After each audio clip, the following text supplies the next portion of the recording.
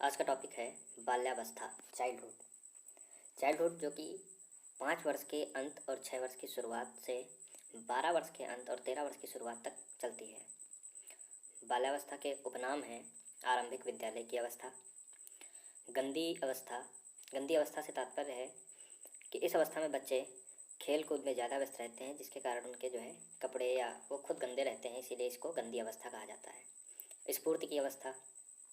स्फूर्ति की अवस्था से मतलब है कि बच्चे इस अवस्था में कार्य करने के लिए ज़्यादा उत्साहित रहते हैं, इसीलिए इसको स्फूर्ति की अवस्था कहा जाता है। जीवन का अनोखा काल, निर्माणकारी अवस्था, मूर्त चिंतन, तार्किक चिंतन की अवस्था। इसमें बच्चा जो वस्तुएं देखता है उनके बारे में अधिकतर प्रश्न पूछता है, जिसे इसे मूर्त चिंतन या तार्किक चिंतन की अवस्था कहा जाता है। खेल की अवस्था, ज़्यादातर खेलों में व्यस्त रहता है। टोली या समूह की अवस्था। इस समय जो बालक होता है वो अपने समान आयु के बच्चों के साथ खेलता है, उनके समूह में रहता है, इसलिए इसे टोली या समूह की अवस्था कहा जाता है। वैचारिक क्रिया की अवस्था, विभिन्न क्रियाओं के संबंध में विभिन्न प्रकार के विचारों के द्वारा कार्य करता है, जिसे वैचारिक क्रिया की अवस्था कहते हैं। मूर्त संक्रियात्मक अवस्था, किसी भी प्रकार के चिंतन या सोच के लिए या विचार के लिए उसके मस्तिष्क में विभिन्न प्रकार की आकृतियों का निर्माण होता है, जो कि वो मूर्त वस्तुओं से समझता है, तो इसे मूर्त संक्रियात्मक अवस्था कहा। जैसे कि उसने हाथी देखा और जब भी कभी भी हाथी का नाम आएगा तो उसके मस्तिष्क में एक हाथी की आकृति बन जाएगी, इसी कारण इसे मूर्त संक्रियात्मक अवस्था कहा गया है।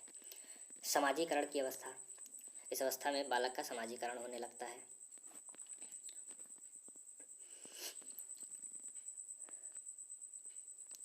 बाल्यावस्था के बारे में कथन। रॉस, बाल्यावस्था छद्म परिपक्वता की अवस्था है। बाल्यावस्था के जैसे जैसे अपनी समाप्ति की ओर बढ़ता है, वैसे वैसे बालक में विभिन्न प्रकार के छद्म परिपक्वता मतलब झूठी परिपक्वता के गुण दिखाई देने लगते हैं, जो कि पूर्ण परिपक्वता या परिपक्वता का संपूर्ण रूप नहीं होता, किंतु उससे लगता है कि बालक परिपक्व होता है। किलपैट्रिक, बाल्यावस्था प्रतिद्वंदात्मक समाजीकरण का काल है। कॉल एंड ब्रूस, जो कि सबसे ज़्यादा इंपॉर्टेंट है, इन्होंने कहा है बाल्यावस्था जीवन का एक अनोखा काल है। स्ट्रैंग, शायद ही ऐसा कोई खेल हो जिसे 10 वर्ष का बालक ना खेलता हो। इनके अनुसार कि जितने भी खेल होते हैं वो 10 वर्ष तक के बालक खेलते हैं। उसके बाद है प्रमुख विशेषताएं, बाल्यावस्था की प्रमुख विशेषताएं।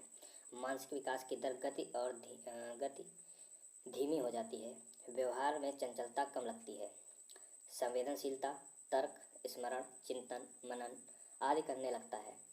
इस अवस्था में आत्मनिर्भरता पाई जाती है। जैसे शैशवावस्था में वो पर निर्भर होता है, दूसरे पर निर्भर होता है, माता पिता पर निर्भर होता है, लेकिन बाल्यावस्था में उसमें आत्मनिर्भरता का गुण विकसित हो जाता है। इस अवस्था में कार्य कारण में संबंध स्थापित करना सीख जाता है। रचनात्मक कार्य करने लगता है, रचनात्मक या सृजनात्मक कार्यों को सीख जाता है। सामाजिकता एवं नैतिकता के गुणों में तेजी से वृद्धि होने लगती है।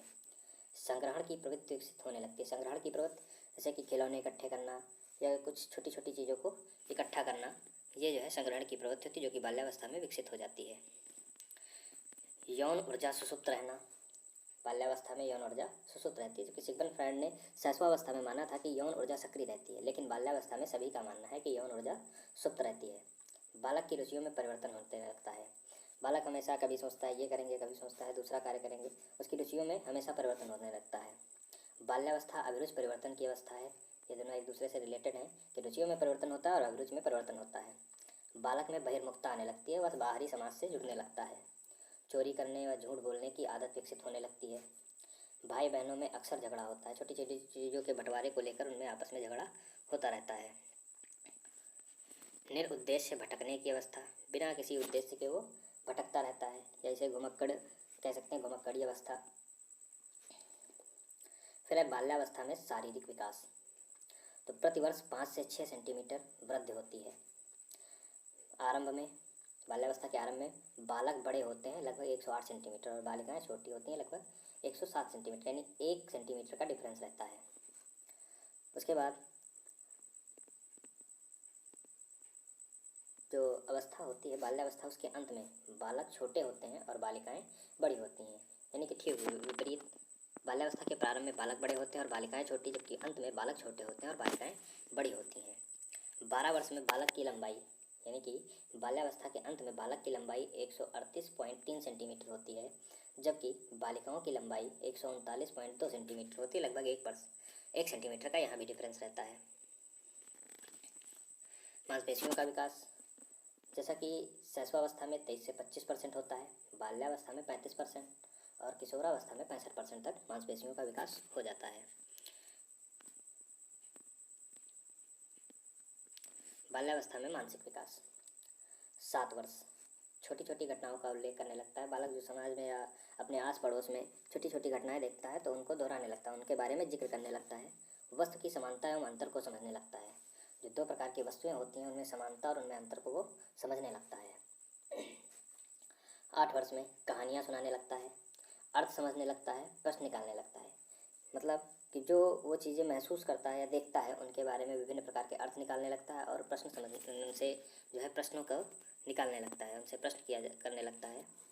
9 वर्ष में बालक समय, दिन, दिनांक, पर्व आदि को समझने लगता है।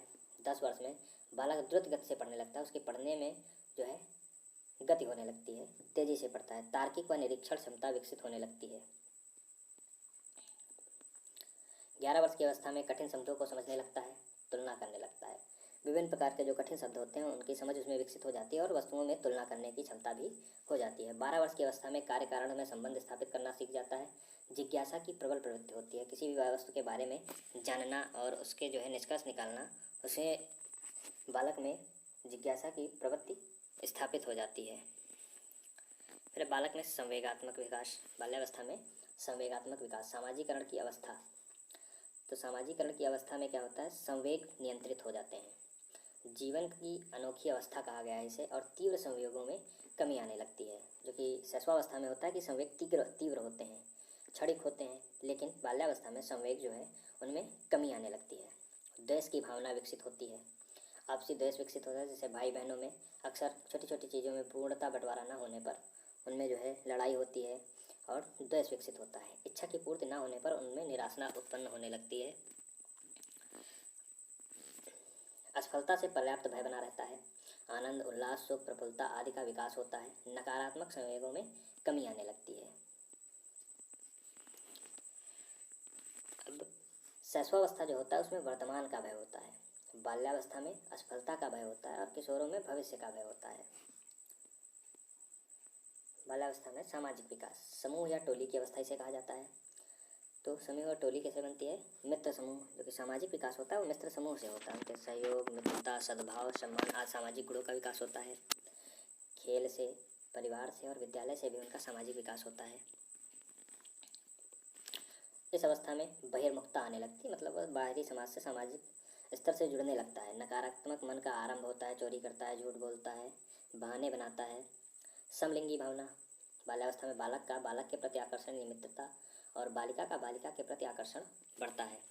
बालक स्वयं मित्र का चयन करता है, उनके आदर्शों को तथा मध्य होने वाले विचारों को अपनाता है।